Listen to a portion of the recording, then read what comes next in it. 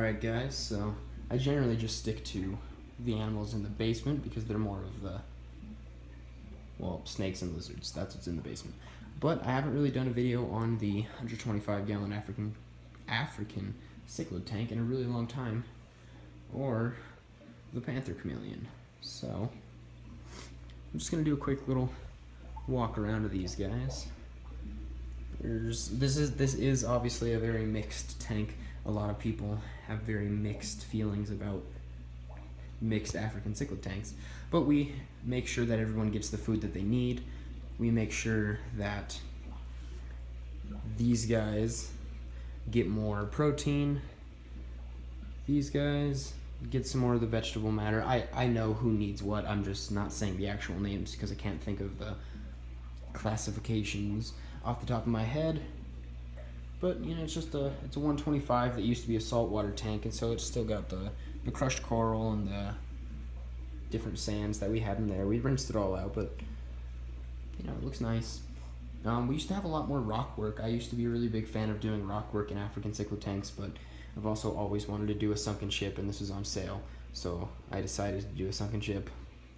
Now there's a couple little clown loaches chilling in there. I have a little pleco in here. I'm not remembering exactly what it is. It's not a common pleco. Those get way too big. Well, there's my Synodontis catfish. His little nose poked out for a second. Huh. I don't know where that little guy's at, but yeah, we thought he would die. I think it's a rubber lip. I think we picked it up because it was really pale and pretty. Well, I know it is, but I'm thinking that's why we got a rubber lip. But I'm not seeing them find him right now. This girl right here is actually the mama to that guy and that guy. Those two little dudes swimming together. Super cool. Africans always seem to breed in their tanks if they're housed and fed properly. I'm not really going into too much detail here today, guys. This is just something I haven't shown you in a long time. We used to be running this little marine land bio-wheel filter. It worked for a long time, and then it just decided it was going to stop working. I'm not really sure why, but it doesn't work.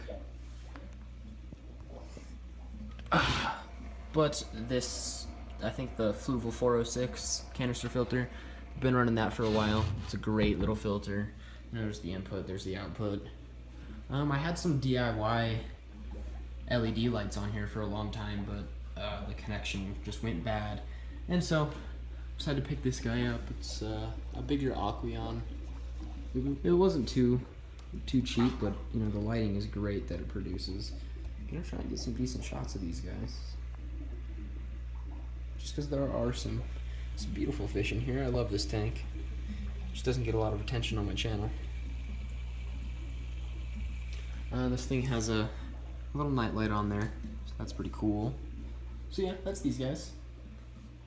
Here's my Panther chameleon. There were some videos a little while ago of my old Panther chameleon on this channel, and he sadly passed away. He had an anal prolapse.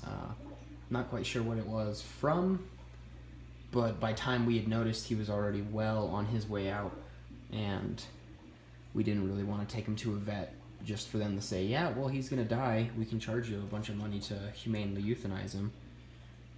And so we wrapped him up in some warm towels, put him in a shoebox where he could still breathe, but within the hour he passed away, sadly. And then a couple months later, we stumbled across this guy. He's beautiful,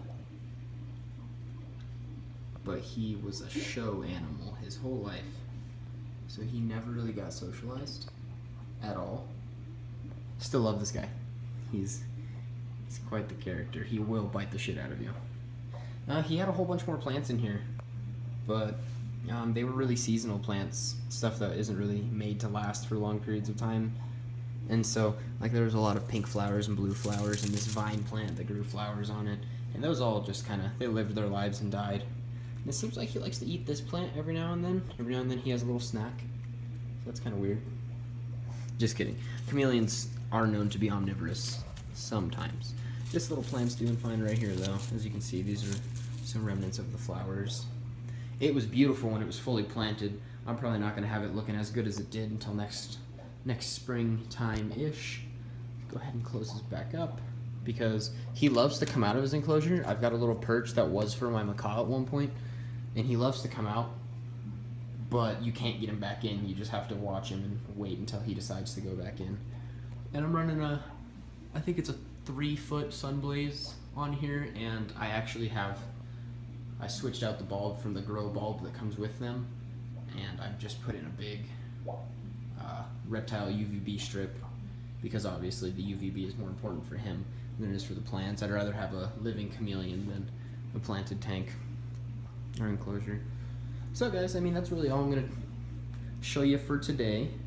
Sorry if it feels like there's a little bit of passion missing. I'm pretty sick. I called off from work today, so I decided I might as well record something new for you guys. So yeah, thank you guys for watching. Any questions, etc.? I'll just kind of do some close-ups of some fish as I do this outro here. Just go ahead and leave a comment. Let me know. Huge thanks to everyone that subscribed. We recently hit over 700, and that's awesome. So I will see you guys next time.